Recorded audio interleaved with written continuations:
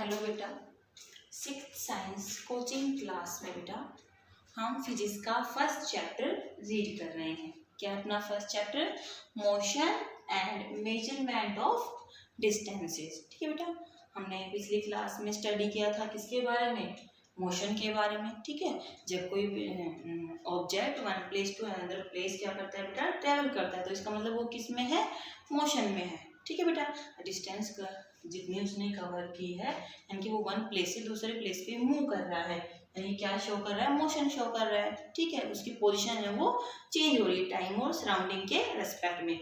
अगर उसकी position time और सराउंडिंग के रेस्पेक्ट में यानी कि वो ट्रेवल नहीं कर रहा है तो किस में है, रेस्ट में है। ठीक है बेटा, तो सभी बच्चे अपनी ऑनलाइन क्लास डेली करते रहेंगे। आज हम किसके बारे में पढ़ेंगे बेटा, ट्रांसपोर्टेशन। ठीक है, व्हाट इज ट्रांसपोर्टेशन क्या होता है बेटा, travelling from one place to another place known as transportation. Transportation is the process of traveling from one place to another place. ठीक है, ये कोई पॉइंट क्या हो गया बेटा अपना ए पॉइंट, ये कोई अपना पॉइंट क्या हो गया बी पॉइंट, यानी कि मैं ए पॉइंट से ट्रैवल करके कहाँ जा रही हूँ, बी पॉइंट पे। तो इसका मतलब क्या हुआ, ये ट्रांसपोर्टेशन। ठीक है, तो ये मैन भी ट्रांसपोर्ट हो जाता है, कोई अपना ऑब्जेक्ट हम उसको भी ट्रांसपोर्ट कर सकते हैं। ठीक है, मान लो यहाँ पे मेरे पास कोई वुडन का सामान है, वुडन ऑब्जेक्ट्स है, उनको मैं ट्रांसपोर्ट करके कहाँ से कहाँ पहुँचा रही हूँ, बी तक पहुँचा रही हूँ, तो ये क्या हो गया आपका ट्रांसपोर्टेशन। ठीक है बेटा, तो ट्रांसपोर्टेशन क्या होता है बेटा, एक नेसेसरी थिंग है अपनी लाइफ की। वो किस तरह से नेसेसरी बेटा, एंशियंट टाइम से ही ट्रांसपोर्टेशन चलता आ रहा है। ठीक है, ट्रेवल करते हैं पीपल वन प्लेस से दूसरे प्लेस पे। तो अब पहले क्या होता था बेटा, वो किस पे जाते थे, या तो वो किसकी सबसे पहले क्या होता था बेटा, जो लकड़ी का गट्ठा होता है उसके अंदर कैविटी बनी होती थी, होल बना होता, जिससे वो क्या होता था, हल्का। ठीक है, जैसे इस टाइप का ये हो गया अपना लकड़ी का कोई लोग, ठीक है, वुडन लोग बोलते हैं इसको, लकड़ी का गट्ठा हो गया एक तरह से। तो इसमें क्या बना हुआ है बेटा, दोनों साइड से होलो है, यानी कि कैविटी बना रखी है, होल बना रखा है, यानी कि अंदर से खाली है और इस तरह से एक लकड़ी का लोग है, गट्ठा है। ठीक है, इसको पानी में डालते थे तो इसके ऊपर ट्रेवल करते थे। ठीक है, फिर उसके बाद क्या किया बेटा, किस तरह ट्रेवल करना स्टार्ट किया, with the help of animals, यानी कि एनिमल्स की हेल्प लेने लगे एक प्लेस से दूसरे प्लेस पर ट्रेवल करने के लिए। यानी कि एंशिएंट टाइम में भी ट्रेवलिंग चलती थी। धीरे धीरे ये सब चेंज होता गया। उसके बाद क्या हुआ बेटा, जैसे पहिए का आविष्कार हुआ with the invention of wheel,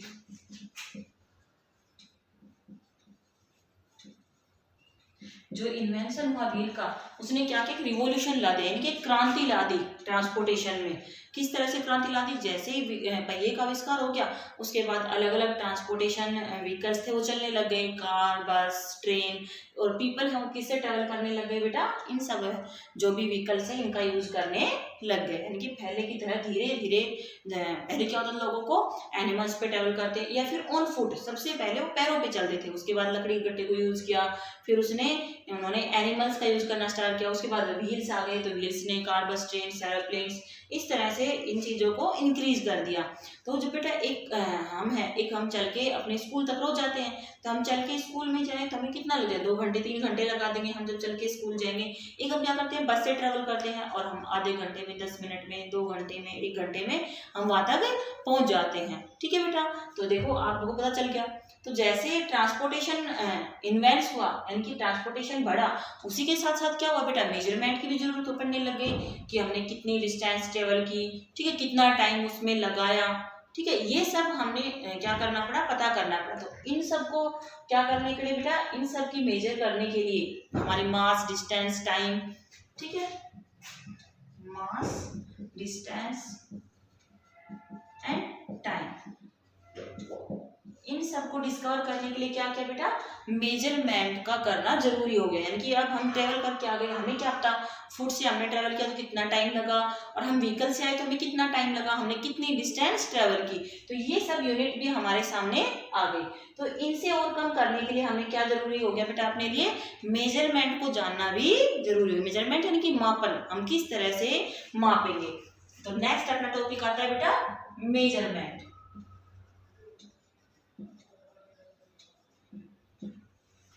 ठीक है बेटा, then what is measurement? Comparison of known quantity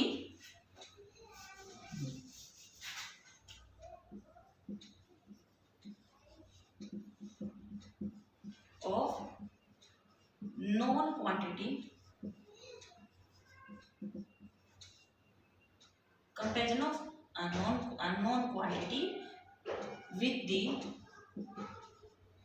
known quantity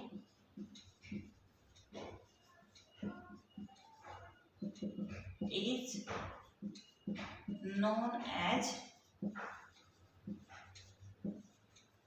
measurement. ठीक है बेटा, जब हम किसी अननोन क्वांटिटी को नोन क्वांटिटी के साथ कंपेयर करते हैं, उसकी तुलना करते हैं, तो उसको हम क्या बोलते हैं? मेजरमेंट बोलते हैं। ठीक है, मान लो हम किसी चीज के बारे में जानते हैं, ठीक है, और एक ऐसा पर्सन है जिसको हम नहीं जानते, तो हम दोनों कंपेरिजन करते हैं, इसकी आदतें हैं, इसकी ये आदतें हैं, ये इतना चल सकता है, इतना दौड़ सकता है, इतना खा सकता है, यानी कि एक के बारे में हम जानते हैं और दूसरे के बारे में हम जानते नहीं है। जब हम दोनों का कंपेरिजन करते हैं तो उसको हम क्या बोलते हैं? मेजरमेंट, यानी कि मापन बोलते हैं। ठीक है, अब मेजरमेंट के लिए क्या होना जरूरी है बेटा? अब पर्टिकुलर मेजरमेंट, यानी कि मेजरमेंट को एक यूनिट है, यानी कि पर्टिकुलर मेजरमेंट के लिए पर्टिकुलर यूनिट का होना जरूरी है। जब तक हम यूनिट को नहीं जानेंगे तब तक हमारे लिए मेजर करना आसान नहीं होगा। हमें पता ही नहीं कि हम उसके लिए कितनी यूनिट यूज करते हैं, हम दूसरे पर्सन के लिए क्या यूनिट यूज करेंगे, तो उसके लिए हमें क्या जरूरी है बेटा? यूनिट का जानना जरूरी है। तो यूनिट क्या होती है बेटा? एक fixed quantity,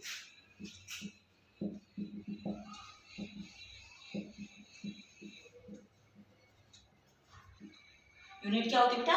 A fixed quantity used for measurement.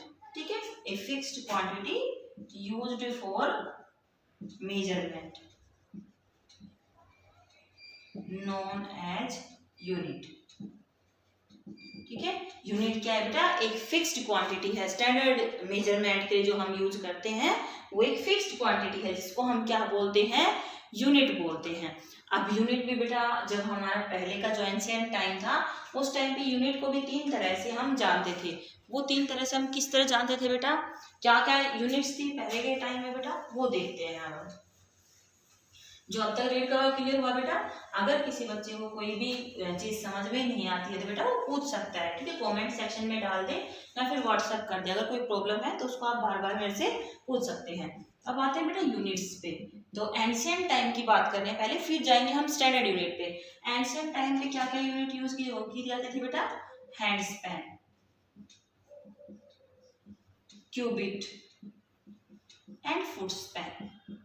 पहले हम इनके बारे में पढ़ेंगे, उसके बाद हम किस पे जाएंगे? स्टैंडर्ड यूनिट पे जाएंगे। तो जो अपने पास हैंडस्पैन, क्यूबिट और फुटस्पैन जो यूनिट थी बेटा, ये अलग अलग थी। ठीक है, तीनों अलग अलग यूनिट थी जिनसे हम लेंथ और डिस्टेंस को मापते थे।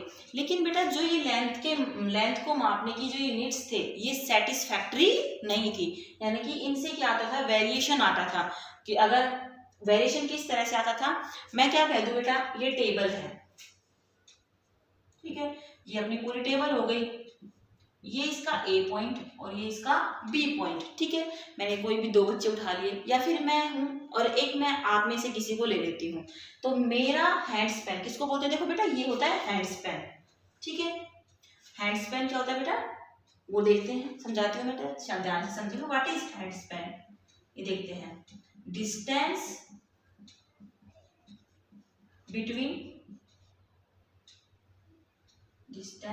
between thumb and tip of the last finger of stretched palm। अभी करके बताते, देखो कैसे बेटा। कौन सा होता है हैंडस्पैन? डिस्टेंस किस किस के बीच के बेटा? Thumb and last finger of the stretched palm, यानी कि आपने खींचना है हथेली को। तो ये वाली जो डिस्टेंस है, इसको आप क्या बोलोगे? यहां से यहां तक क्या होता है बेटा? आपका 1 हैंड स्पैन। तो ये मेरा 1 हैंड स्पैन हो गया बेटा। और एक मैं आप में से किसी एक को उठाऊं तो आपका हैंड स्पैन कितना हो जाएगा? मेरे से हाफ होगा। यानी कि दोनों का हैंड स्पैन में क्या है? वेरिएशन है। अब इस टेबल की लेंथ को मापने के लिए मेरे को बोला गया है और मैं आप में से भी किसी एक को बोलती हूँ। देखो मैं मापती हूँ, क्या हो गया? देखो बेटा, मेरा 1 हैंड स्पैन और ये मैं लगा लूं हाफ हैंड स्पैन, तो मेरा क्या बन जाएगा?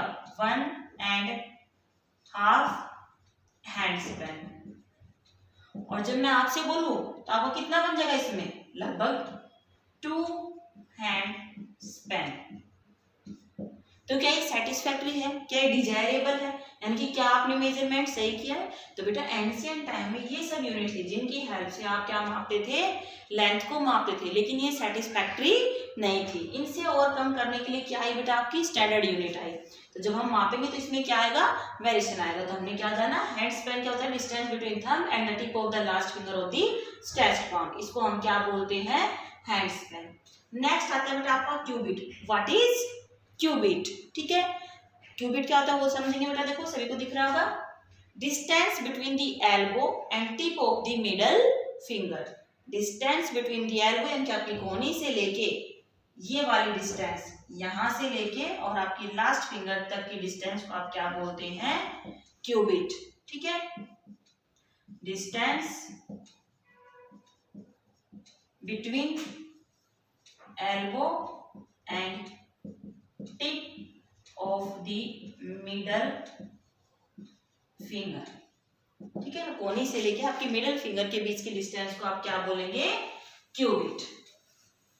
नेक्स्ट आता है बेटा फुट स्पैन, ठीक है। फुट स्पैन क्या होता है बेटा, distance between heel and toe tip,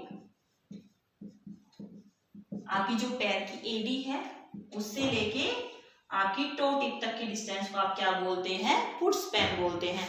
वही एक मैं लाइन खींच दूं और मेरे फुट स्पैन और आपके फुट स्पैन को कंपेयर किया जाता है, एक लाइन है, मान लो मेरे कितने बन गए 10 फुट स्पैन, तो आपके कितने बनते हैं 8 फुट स्पैन। तो इस तरह से हमें क्या नहीं मिलती थी बेटा, उनसे एक्यूरेट मेजरमेंट है वो नहीं मिलती थी। तो इस प्रॉब्लम से ओवरकम करने के लिए क्या यूनिट आई बेटा, आपकी स्टैंडर्ड यूनिट आई।